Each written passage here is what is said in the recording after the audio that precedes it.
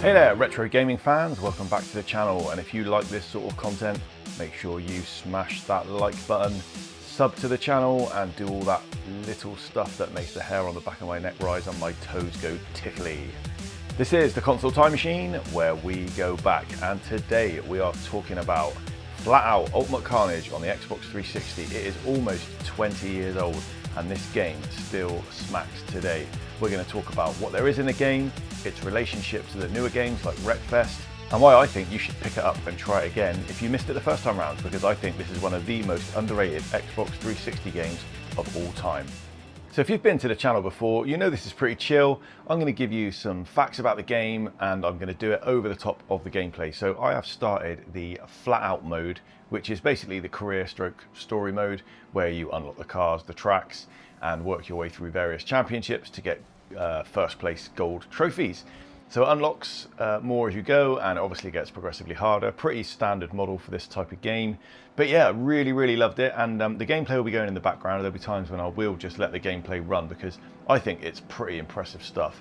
And yeah, we'll do that and we'll talk about it. It's a pretty chilled environment, and this is the start of a new series, so I am going to be working my way through, completing the whole game, and then looking at the other modes in the game as well, like the destruction mode and the ragdoll type mode, where you basically fire your guy out of the windscreen to do various sort of mini game challenges. It might be hitting a target on a board, like a dartboard. It might be firing it up into the air, trying to complete a high jump sort of height challenge, or it might be firing them out the windscreen against a brick wall, where over the other side of the wall there's some 10-pin bowling pins to knock over. It literally is that insane. But yeah, you're going to enjoy it, so stick around and let's get started.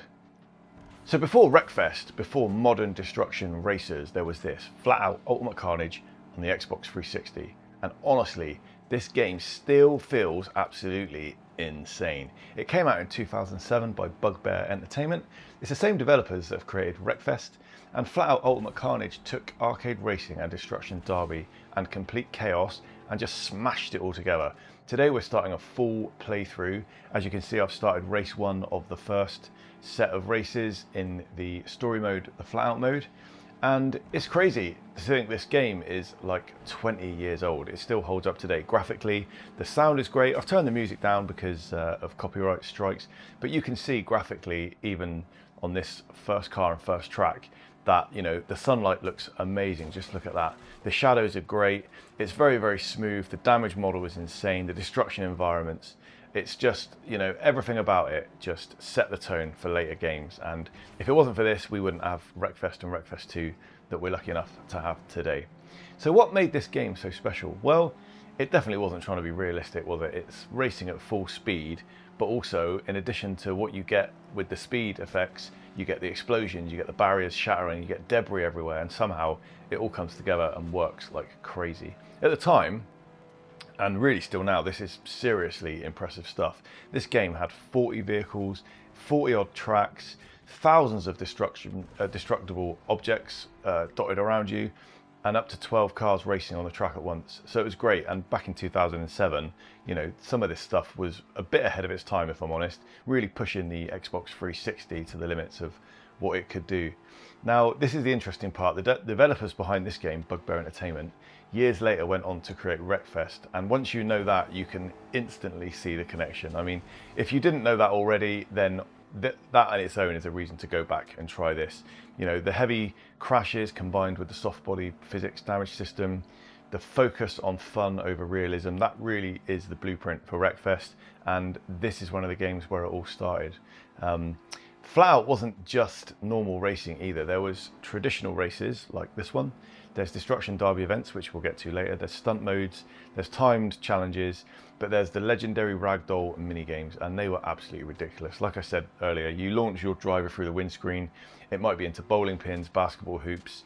It sounds insane, and it probably shouldn't have worked. And at the time, it was probably a little bit controversial for some of the audience, but somehow it became one of the most memorable parts of the game. Reminded me a lot of the Burnout 2 crash junctions, where they sort of bolt it onto the game just to sort of pad out the content maybe, and someone came up with that idea late at night after a few pints, and all of a sudden it becomes a staple of the game and what a lot of people remember it for. So it's pretty crazy in a way. But why does this game still hold up today? I mean, the main thing is it looks great and it still feels fun.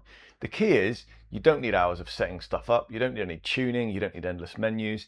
You can upgrade the cars as you go along, but to be honest, it's all a bit rudimentary, and you can pretty much do well without doing too much of that or giving it too much thinking. You just spend the money you've got on whatever's unlocked at the time and just carry on like it really.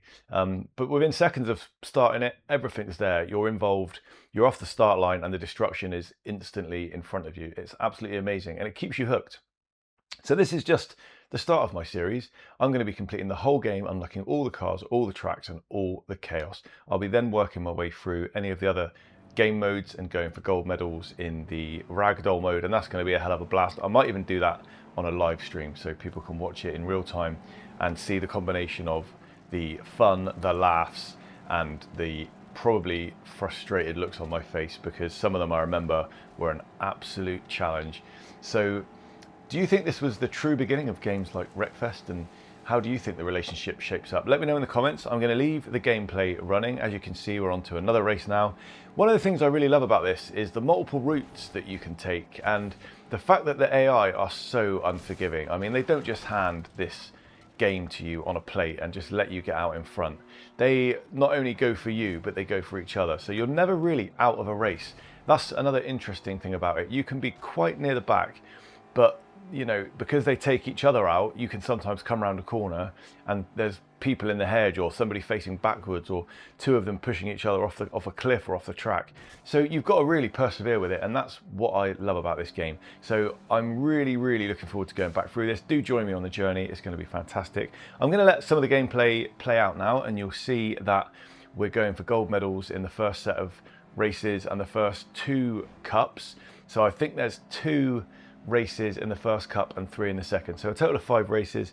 The video is not huge, but really, you know, do enjoy it, and let me know in the comments what you thought, because the more likes and the more subs this gets and the more comments it can stimulate will give me the motivation to, you know, push this up to the top of the list and get this completed faster. And if you want to see this in a live stream, and if this is the sort of thing that you would watch and discuss with me and get into the chat, then do let me know, and we'll get a live stream organized ASAP.